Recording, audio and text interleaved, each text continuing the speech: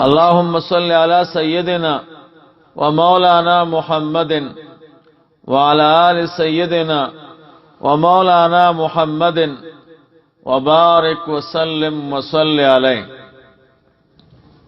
یو ملګری پختنه کړی دا که یو سړی لاس خوګ دی یې بدن کې بل ځای خوګ دی او پاغې پټۍ لګولې ده دی او دس کوي خو پاغې باندې مسح نه کوي نو دا او دس کیږي کنه؟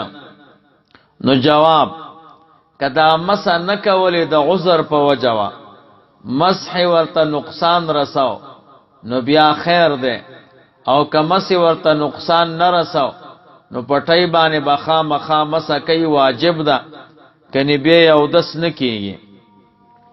دا مسله بدائع الصنایع لیکل ده، اول جلد او صفحه ده 14.